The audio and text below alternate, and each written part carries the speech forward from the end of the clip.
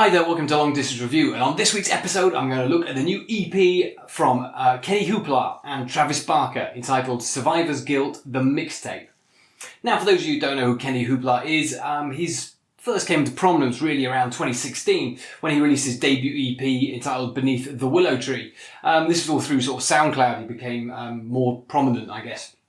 4 years later, he released his second EP entitled How Will I Rest in Peace If I'm Buried by a Highway, and that came out to quite a lot of critical acclaim. His sound is quite a difficult thing to define, especially on those first two EPs. He incorporates a lot of indie rock, a lot of new wave, a lot of sort of dance rock, hip hop, drum and bass, and pop punk, all sort of rolled into one, really.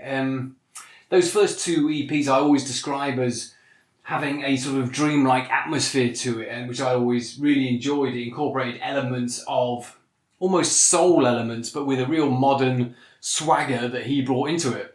It's pretty, I mean, if you look at bands that could have influenced him, things like Interpol, like Block Party from the UK, those of you know that, there's a lot of that sound in there. Even things like Joy Division, there was a lot of influence from that, I feel, as well. I really like those first two EPs, and then he's obviously a guy that isn't really afraid to experiment or to change up his sound a lot. So when in October 2020 he announced that he was working on a new project with Travis Barker, him of Blink-182 fame and many other things, it piqued a lot of interest. He then released the first single called Estella back at the back end of 2020, and this was followed up by the second single, Hollywood Sucks, in May, with the announcement that this EP will drop in June. I think it was pretty obvious from those first two singles that came out from this EP that there was a much more pop-punk orientation to this style of music he was doing, which came as no surprise. If you're working alongside someone like Travis Barker, then it's always going to have that, really. Pop-punk itself has become quite a sort of dirty genre to describe. There was the glory period of pop punk back in the early 2000s, really, when bands like Blink-182 and like Sum 41 became massive, and it feels like those days are gone, and it's now become a bit of a dirty word to describe music as. It can be quite cheesy and formulaic.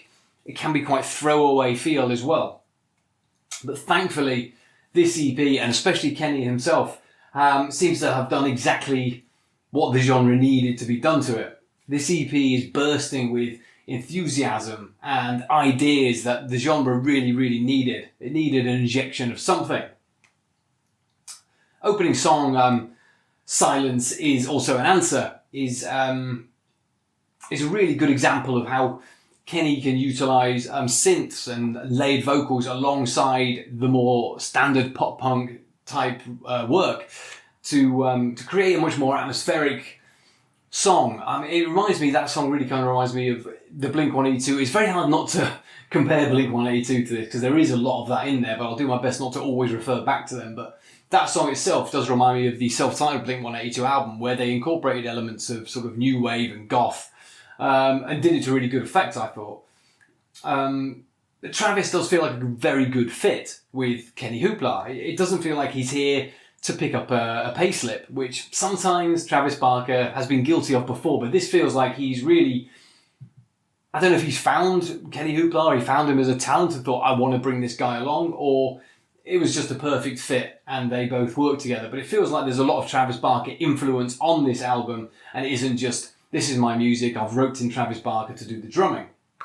It feels like his wise old pop-punk chops that really, throughout the album, you can feel them.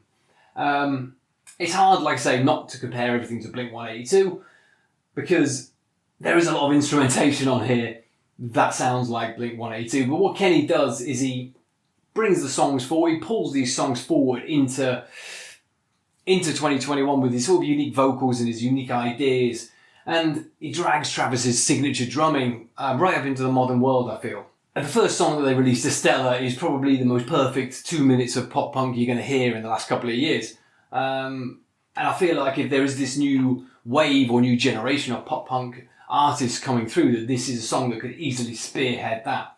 But what I really prefer about this EP is when Kennyhoopla decides to incorporate the more melodic hardcore style vocals, but also utilised his full musical palette that he had on those early EPs, the synths and the atmospherics and things like that, to bring different stuff out in the music. Songs like Inside Heaven's Mouth, There's a Sweet Tooth, and the title track, Survivors Guilt, they really show off Kenny's more sorrowful vocals. And they sort of mixed it up with a little bit of dance rock, especially on that title track. And I really enjoy that sound. I thought that gives it a real good injection of pace. It offers up a nice variety. On an 8-track EP, if they're all just a pop-punk banger after banger, it can get a bit sort of tiresome after a while. Not that any of the pop-punk stuff on here is bad at all. Hollywood Sucks is an addictive melody that you can't get out of your head at all. And it's got some wonderful witty lyrics on that I really enjoy. And then there's a song like Turn Back Time, which is the best Blink-182 song that they've written in the last 10 years. But the EP is better for having that little bit of variety in there and a little bit of different sound in there. And I really, really enjoyed that. Like I said, there is supposedly this new generation of pop-punk artists coming through. And they all sort of seem to have been born through SoundCloud and TikTok and YouTube. So you get artists like Youngblood, Nothing Nowhere, Machine Gun Kelly, and coincidentally Travis Barker's had his finger in all those pies. But there's this new generation of pop-punk artists that are coming through. But to me, Kenny, and especially this album, really stands head and shoulders above these other artists. And for a majority of reasons, but the one main reason I wanted to bring up is the honesty and sincerity that I think Kenny brings onto this album. You look at songs like Smoke Break towards the end of the EP, where his emotion and honesty really tugs at the listener as he's listening to the song. There's nothing on here that feels calculated or manufactured or just in it for a bit of a cash grab. Whereas, look, I don't know about all the other artists I mentioned. I don't know everything about them, but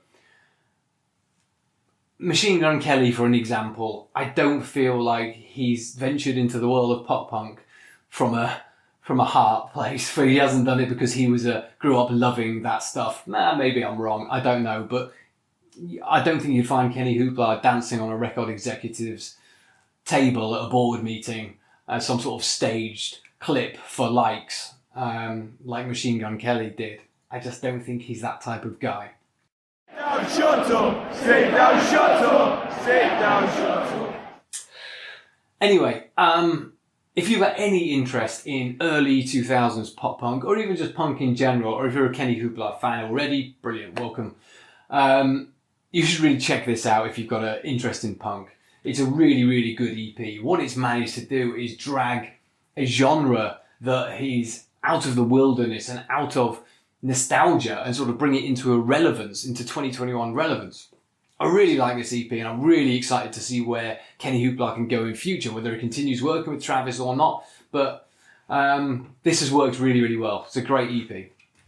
Let me know what you think of the album, and I'll be back soon with another review. Thanks very much.